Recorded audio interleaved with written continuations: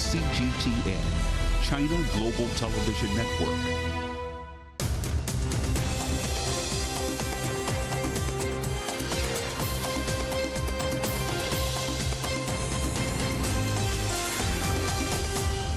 Live from London, this is The World Today.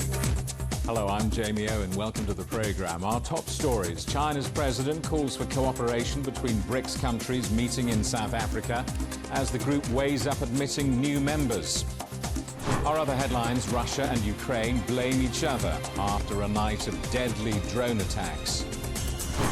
And it's touchdown on the surface of the moon. India becomes the fourth country to carry out a successful lunar landing.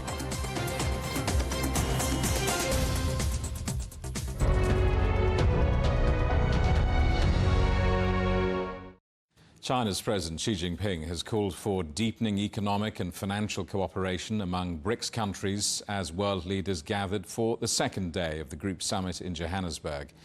President Xi said development is a right of all countries and not just a privilege for the few. He also called for the speedy expansion of the BRICS groups and more efforts to promote what he called just and reasonable global governance. We BRICS countries should be fellow companions on the journey of development and vitalization, and oppose decoupling and supply chain disruption, as well as economic coercion.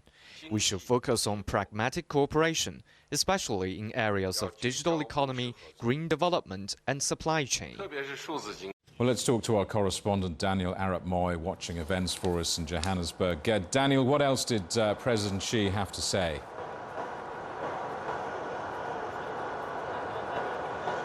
Well, President Xi Jinping did also talk about the Cold War mentality that he says still exists, and there is a need for BRICS member states to rally together and try to resolve some of these key issues that affect the continent, both politically and diplomatically.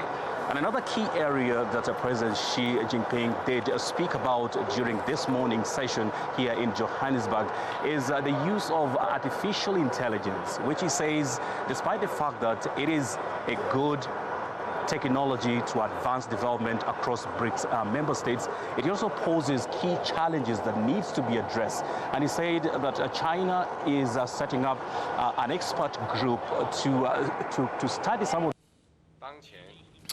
Well, I'm terribly sorry. I think we may have lost our link to Johannesburg and our correspondent Daniel Arap Moy, but we will try and return to him a little later in the programme. Well, let's talk now to Stephen Groost, who's head of African Governance and Diplomacy Programme at the South African Institute of International Affairs. Stephen, welcome. First of all, how significant is this BRICS summit? It's an important one because it's the first one that's been held since COVID. The three previous meetings were not in person. And of course, it's happening in the midst of a very polarized world, the Russian invasion of Ukraine. And it's coming at a time when the world is looking for answers. So I think it has the potential to be quite important going forward. Many countries appear to be eager to join BRICS, but it seems not everyone agrees exactly on expansion. Brazil's president, I was reading yesterday, doesn't seem to be as keen as other members. However, he is keen on his colleagues in Argentina joining. There does seem to be some division, doesn't there, on enlargement? That's what we hear. Over 40 countries have said that they are interested in to some degree in joining BRICS. About 23 of them have made a formal application. But yes, within the BRICS, I think Russia and China are very enthusiastic about new members and expanding the bloc, South Africa as well. But as you say, Brazil and India are quite reticent and will need to be convinced. So we're not sure. It's probably doubtful that new countries will join at this summit because they're still working on the criteria for admissions, and there have been reported differences between the BRICS members. As you say, this long list of countries wanting to join BRICS in various forms of membership. I wonder what that says about the global south and the current world order? I think the global south is looking to raise its voice and to have a more fair and equitable world, and BRICS also espouses those values. I think it also suggests that existing organizations like the Non-Aligned Movement or the Group of 77 are not performing their functions as well as they should. Why would all of these countries be looking to join a new organization? So I think BRICS has appeal. Of course, it's got big markets and the biggest developing countries in its fold already. So I think there is definitely an attraction for countries that are dissatisfied with the world, which seems to be controlled by Washington. BRICS, though, remains a rather disparate group, doesn't it? You've got the economic minnows like South Africa and then China, the world's second biggest economy. Where do you see its future direction? Yes, South Africa is definitely the small fish compared to the other countries. It may be a leading economy in Africa, but it's much, much smaller than China, Brazil, Russia, and India. I think BRICS will be grappling with this expansion agenda and all these countries wanting to join. I think it may have to set down a permanent secretariat. It doesn't have that at the moment. That may be something. And it will need to look to the future and adjust and adapt to what's happening in the world. And especially if it gets bigger, it may become more unwieldy. Stephen, good to talk to you. Thanks for coming on the programme. Stephen Groost, Head of African Governance and Diplomacy Programme at the South African Institute of International Affairs. Let me see if I can take you back now to Johannesburg, and let's see if we can try once again to talk to our correspondent Daniel Arap Moy, who's watching events for us there live. Daniel, I was asking you about President Xi's set speech, and you were about to tell us what else President Xi had to say.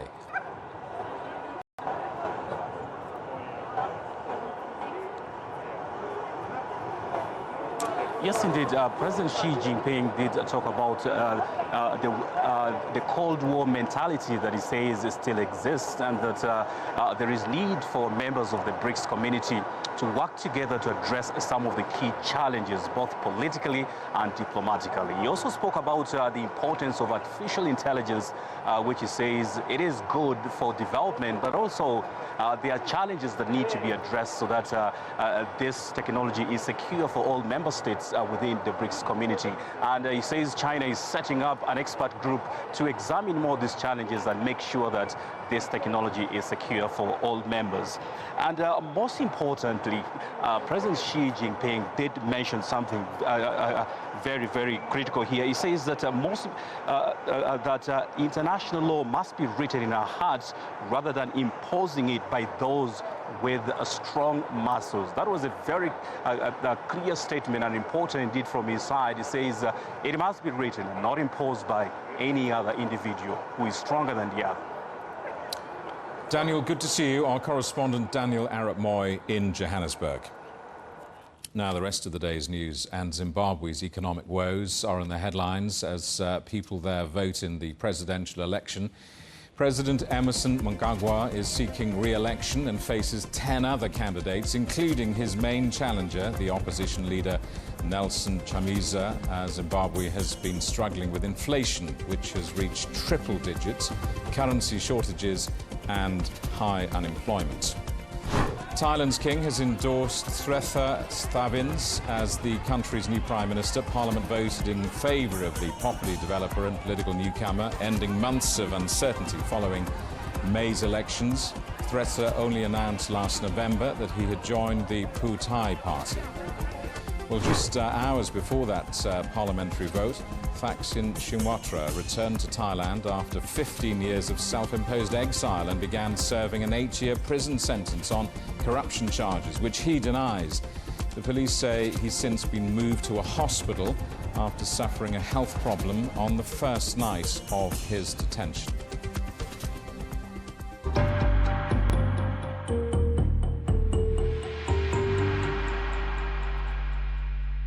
President Vladimir Putin has blamed the West for a night of drone attacks in Russia. 2 devices were intercepted over Moscow, according to the Defense Ministry, while 3 people were killed by Ukrainian drones in the Russian border region of Belgorod. In Ukraine, 4 people were reportedly killed in a strike by Moscow on a school. Let's talk to our correspondent, Dasha Chernyshova in Moscow.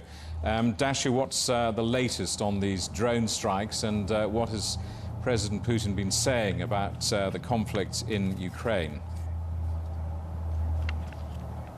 Well, indeed, the Russian president, who has been addressing the BRICS leaders by the video link, has been saying that Russia's actions in Ukraine were explained by only one desire, and that is to end the war that, according to the Russian president, has been unleashed by the West in Ukraine. He said that Russia wanted to support the people who wanted to defend their culture and their future. He also said that the conflict in Ukraine is the result of the Western desire to continue its hegemony, and he thanked the BRICS nations for helping to find or attempting to find a negotiated and peaceful solution to the conflict in Ukraine. But in the meantime, as the Russian president was addressing the BRICS leaders, we have seen yet more attacks by the Ukrainian drones against the Russian capital. A drone hit a building that is under construction in Moscow City. This is the financial district, and we have seen already the attacks taking place in that very area. Several towers of the Moscow City, of these high-rise buildings, have already seen damage done as a result of these drones from Ukraine being jammed by the Russian electronic warfare, as well as by the Russian air defense systems. And actually, that is the 6th day in a row that we have heard about the Ukrainian attacks by drones being attempted against the Russian capital. One of Russia's leading military figures, General Sergei Surovikin, has reportedly lost his job as Air Force chief after weeks of speculation about his disappearance from public view. What more can you tell us? Well, that's right. A number of Russian media outlets have been citing sources with Russia's Ministry of Defense that were telling them that Sergei Surovikin, the head of Russian Air Force, has been relieved of his position. Just to remind you, Surovikin was also holding before the position of the head of the Russian Special Military Operation, of the whole grouping of forces in that area. So now, as we get the reports from the Russian media, he has been relieved of this position. And according to the Russian RIA Novosti news agency, the new person who has been appointed to this position as the head of Russia's Air Force is Viktor Avzalov. However, there's been no official confirmation to these reports, and if you look at the website of the Russian Ministry of Defense, you can still see Sergei Surovikin being in this position, although you have to remember that this website is not regularly updated. But at the same time, we understand that Surovikin has not been seen indeed in public as of his latest address to Yevgeny Prigozhin that happened on the 24th of June, when Yevgeny Prigozhin, the head of the Russian private mercenary group Wagner, has started his rebellion and the so-called March of Justice towards the Russian capital. Also, we have heard before from the head of Russia's State Duma Defense Committee, Kartapolov, saying that Surovikin was on holiday, and the understanding is that from the sources that have been quoted by the Russian media, that he would still remain in the Russian Ministry of Defense, but these reports are yet to be confirmed by the official information. Dasha, thank you for that. Our correspondent Dasha Chernyshova in Moscow. Well, the UK has announced a multi-million-dollar support package to help Ukraine end its nuclear energy dependence on Russia. The $245 million deal will allow Kyiv to source nuclear fuels from EU producers, including those in the UK. Ukraine's own energy networks have been damaged by a campaign of Russian airstrikes. The country's biggest nuclear power station at Zaporizhzhia has been in Russian control since March of last year.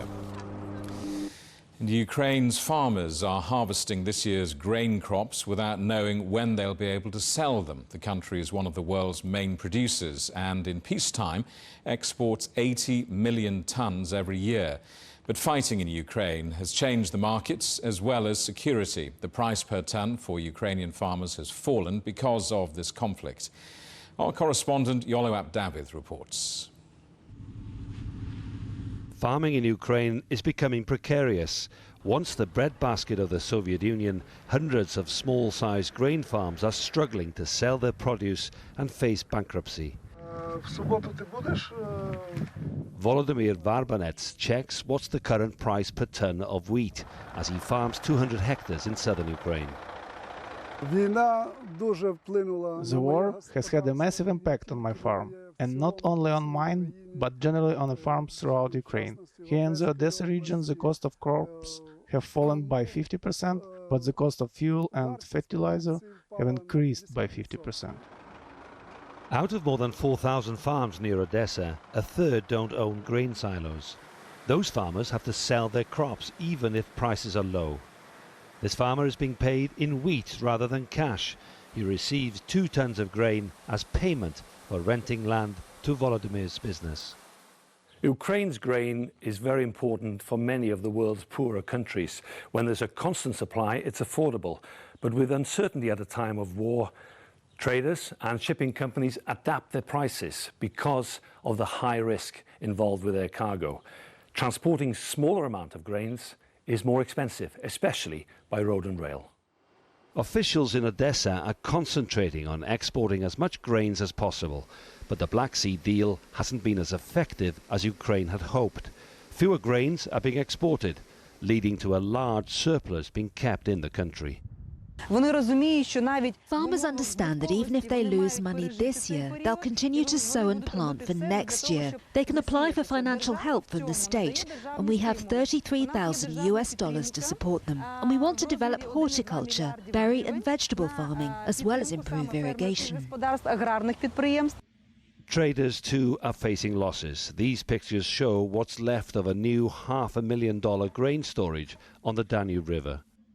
Russian drones arrived at the Reniski port and destroyed our warehouse, which contained 3,500 tons of grain that was probably going to Africa. Volodymyr's farm sustains his family and employs 3 full-time workers. As well as grain, Ukraine is a leading exporter of sunflower oil. This field will be harvested in September. His 800-ton granaries mean he can afford to store his produce until prices improve, but he fears for his neighbors. 25 to 30% of farmers may go bankrupt next year. They will not be able to sow grain and will be forced to lease or sublease the land, or not plant anything at all, and the land will be overgrown with weeds. For now, Volodymyr will keep his grains, as he did last year, hoping the bombing and fighting will end soon, and that his crops can be sold abroad once more. Yolo Abdavid, CGTN, Baranove, Ukraine. You're watching CGTN. Still ahead, India's giant leap. The country celebrates its first ever moon landing.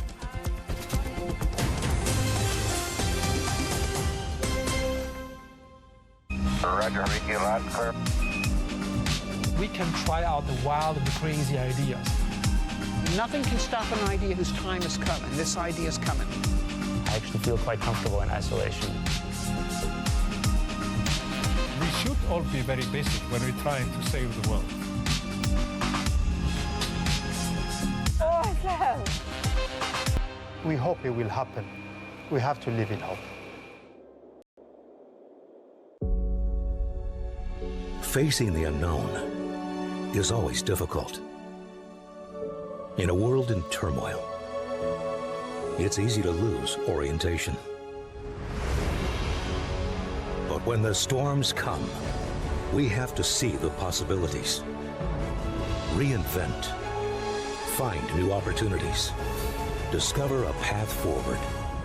CGTN, see the difference.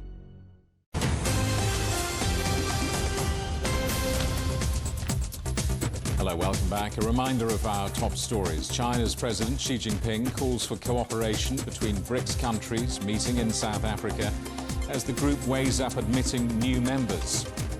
Our other headlines, Russia and Ukraine blame each other after a series of deadly drone attacks.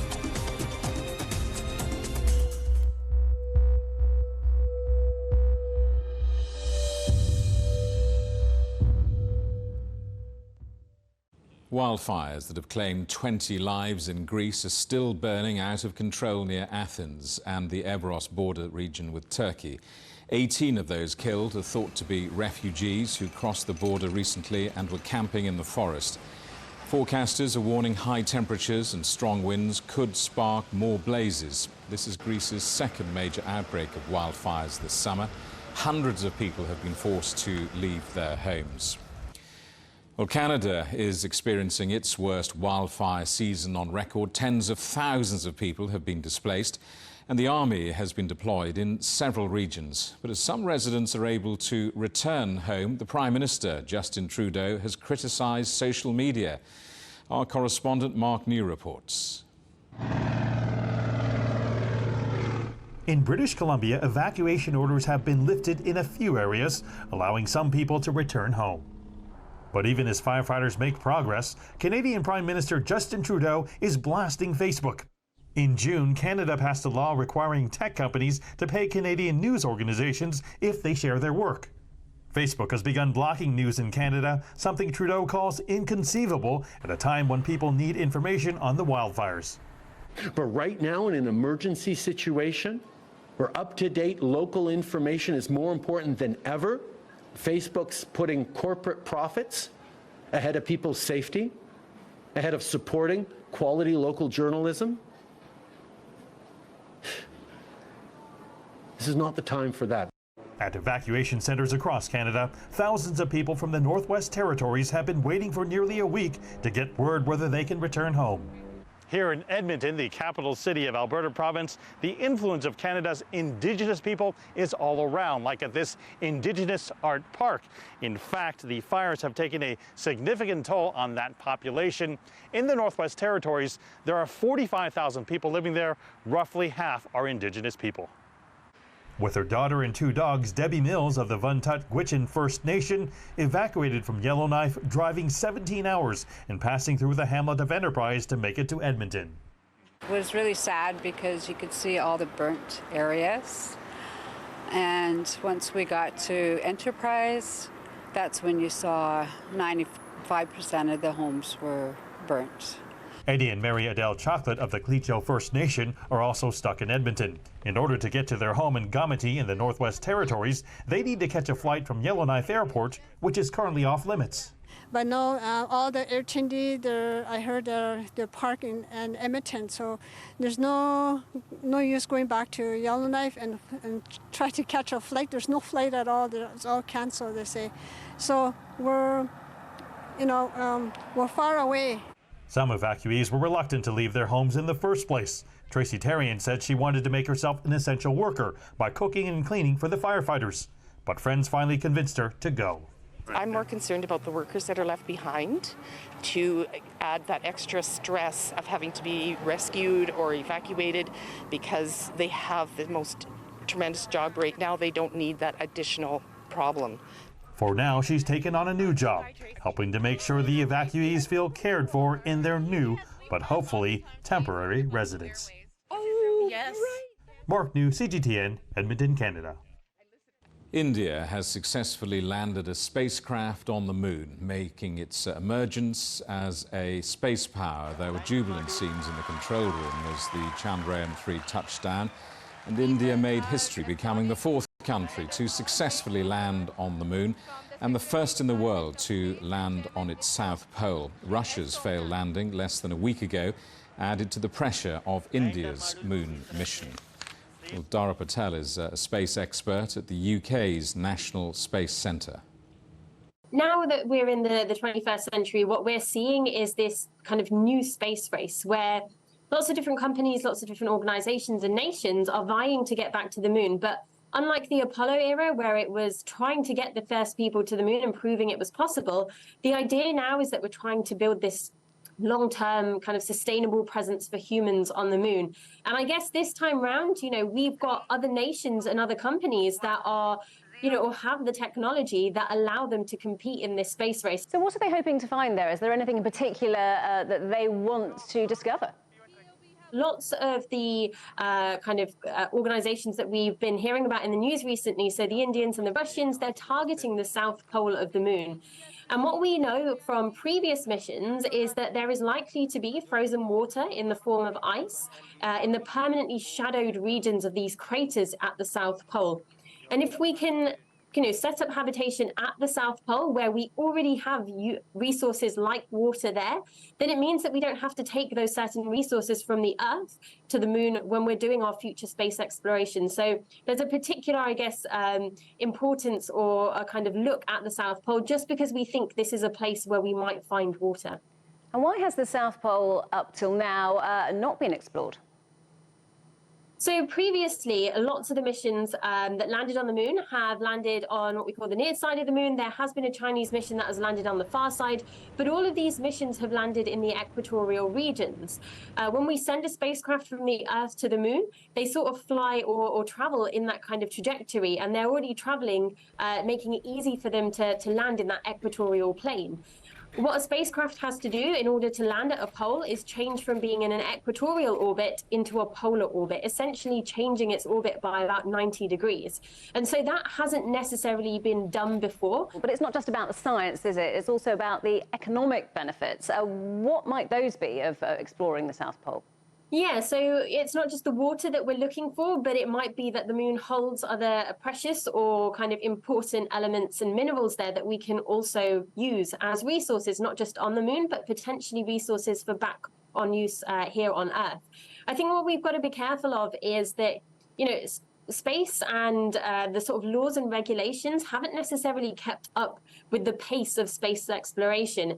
And it means that we don't necessarily have laws and regulations in place to keep companies and organizations within the boundaries of what we think fair use of space should be. I think as we go into the future, we need to be very careful of kind of this political difference between countries, or looking at the economic advantage that some countries get over others because they haven't been able to travel to the moon. So yes, there can be advantages, but I think we've got to make sure that they're for the benefit of all humankind. We've seen the United States, for one, announcing a plan to develop a lunar economy. How valuable is the lunar economy? I think there's definitely advantages to the feats of space exploration. With the Apollo era, going back to that, and lots of countless space exploration programs since, we have seen advances in technology which have then provided use and benefit here on Earth. Research that's being done on the International Space Station right now, a laboratory orbiting 400 kilometers above our heads. That research is actually making its way back down to the Earth and helping with not just things in science in terms of space, but in terms of medicine and practice in those senses. So there's definitely benefit in terms of, reaching out and having a lunar economy. But I think for the longer term ambitions of humans in wanting to get to Mars, having a setup and a lunar base will provide a really helpful and strong stepping stone in order to achieve those future kind of plans. Well, Russia may have failed in its recent attempt to land a probe on the moon, but that hasn't prevented it from sending more rockets into space. The Progress robotic spacecraft has launched from Kazakhstan, headed for the International Space Station with 3 tons of cargo. The cargo ship is expected to catch up with the space station on Thursday, 4 hours before a manned SpaceX rocket blasts off from the Kennedy Space Center. The headlines again. China's President Xi Jinping calls for cooperation between BRICS countries meeting in South Africa as the group weighs up admitting new members. Our other headlines: Russia and Ukraine blame each other after a series of deadly drone attacks. And it's touchdown on the surface of the moon. India becomes the 4th country to carry out a successful lunar landing. And that is the world today. Thank you for watching. We're back with more news at the top of this hour. Coming up next, it's World Insight. For now, from all of the team in London, it's goodbye.